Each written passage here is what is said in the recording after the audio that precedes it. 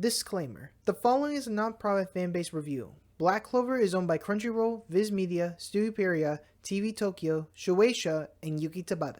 Please support the official release.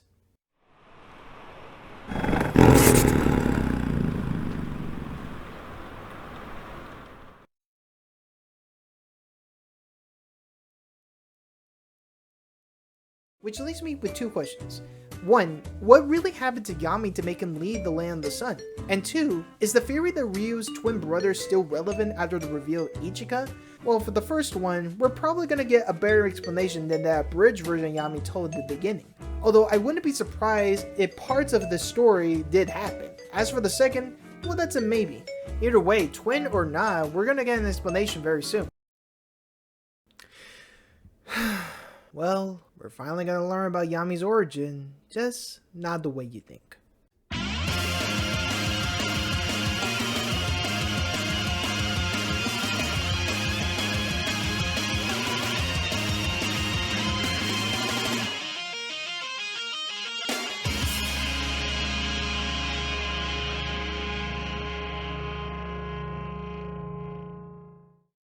Hey guys, LO1997 and welcome back to page 341 of Black Clover, and honestly, I don't know what to feel.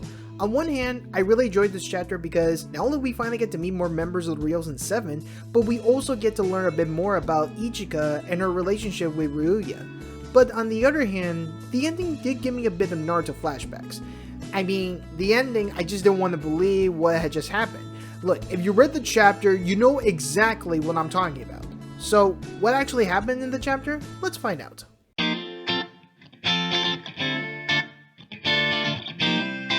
Well, looks like my wish came true. The chapter begins with the introduction to 3 new characters, which is revealed that they are members of the Ryuzen Seven, finally!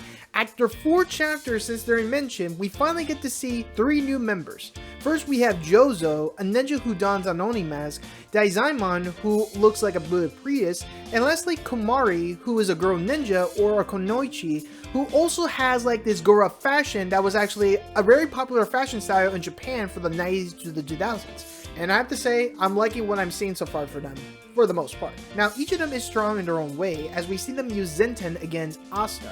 And like Ryuya, they are interested in Asta too, even welcome them here. And despite not using any magic yet, you can guess what kind of magic they could potentially use. For Daizaimon, I believe it could be Earth, because if you reread the chapter, you notice that his entire body is shaking, so you can guess that his magic is based on vibration, either not only just Earth, but also could be about sound.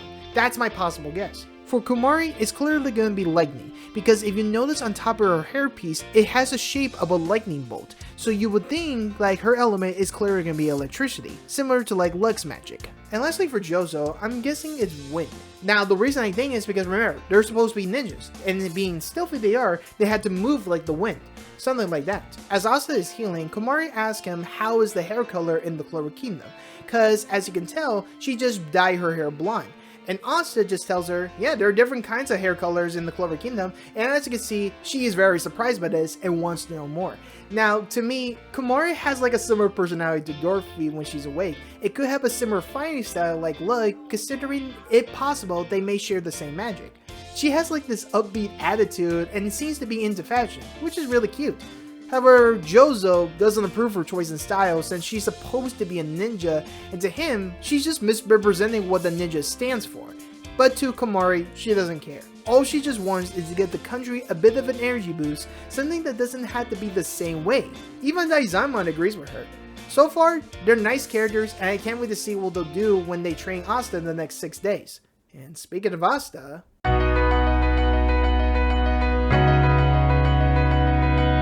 After his first day of training, Asta and Levi rested near a waterfall, and while resting, Asta recalls how each Ryuzen used Zenten. It was here we get an explanation of how the power scale with Zenten is used. See, a person's overall output of Zenten has a power scale of 100%. So if a person, say, kicks twice, then the power in each kick will be split by 50%. Or instead, if the person decides to hit the target 5 times, then each hit will be about 20%. Each person has their own way of using Zenten, as we saw with the Ryuzen 7. As Asta is staring at the cloudy sky, clearly not for sale for any day whatsoever, he was then greeted by Ichika. She told him that she was asked by Ryuya to look after him. We also get to learn how old Ichika is. Now, most of us thought that she would have been around the same age as Asta, as he is 18 right now. But as it turns out, she's actually 24 years old. So wait, if Ichika is 24, and Yami right now in the story is 29, then that means she's 5 years younger than him? Wow, total coincidence. Anyways, Ichika then tells Asta that despite Ryuya's appearance, he's a very busy man. You see, the government in the Land of the Sun is very unstable, so in order to maintain it, Ryuya uses his Tengetsu, or clairvoyance from another translation, from his right eye to keep the country stable. So it looks like we were right, Ryuya is able to see into the future with his right eye, since that's how he's able to know who Asta is and where to find him, and know when the bandits will break through the wall while saving the woman and the child. Now Asta of course doesn't know what that is, and then we get this convenient moment with Ichika ranting at Asta about how Ryuya is better than you in what way, shape, or form because he's awesome, he's magnificent, way better than you stupid foreigner. This is where we learn about Ichika's relationship with Ryuya. You see, Ichika looks up to Ryuya a lot and even admires him despite him not having any magic. It's not only because he's the shogun, but because he saved her a long time ago, and she's truly indebted to him. So you see, despite her having this mean demeanor when she was introduced, she is still a good person in the inside. And Asta knows this too, and remarks how both her and Ryuya are amazing people. Even mentions that he owes a lot to Yami too, as he was the first person to recognize his dream and help him create a path towards it. That is very wholesome. But, speaking of Yami...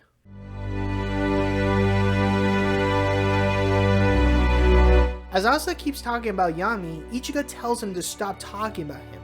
Asta is confused about this and asks why does she want to know about her own brother. And Asta even mentions about Yami's story of how he came to the Clover Kingdom during an incident with a fishing trip. But Ichika tells him that that was all just nonsense that Yami made up, and that he's the worst type of scum and doesn't want to hear any more of him. This makes Asta even more confused. Yeah, I'm confused too. I mean, what did he do to give Ichika this deep resentment towards him? Well, that's when it's revealed that Ichika explains that Yami, in fact, massacred their entire clan. What's that? Yami massacred their entire clan. Are you sure? Yes, of course. I'm sorry, I just don't buy it. The chapter ends where we transition to a flashback of a young Ichika approaching a young Yami, thus setting up the origin of Yami Shikihiro. Okay, so you're telling me that Yami, the same one who would defend the Clover Kingdom with his life, slaughtered his own people? No, I'm sorry, I just don't see him doing it. He's not Itachi Uchiha. Look, I admit it, it does remind me of that moment, but honestly, I don't believe Yami will be capable of killing them. There has to be more to the story before we just jump into conclusions. I mean, I'm sorry, I just don't buy it.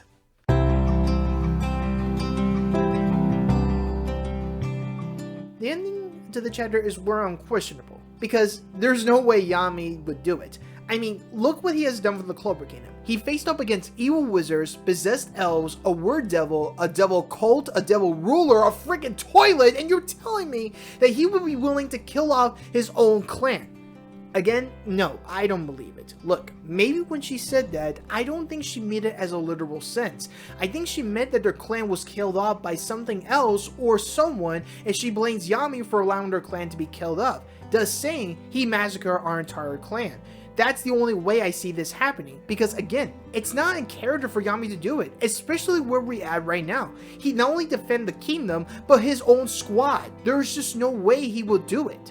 But what do you guys think? Do you honestly think Yami will be capable of killing off his own clan? Leave your thoughts in the comment section below, because I can't be the only one that doesn't believe this. But anyways, thank you so much for watching. Please be sure you hit the like button, subscribe to the channel, and click the bell icon to be notified for the next update, alright? Thank you, good night, and remember, the magic within you will never give up. Peace!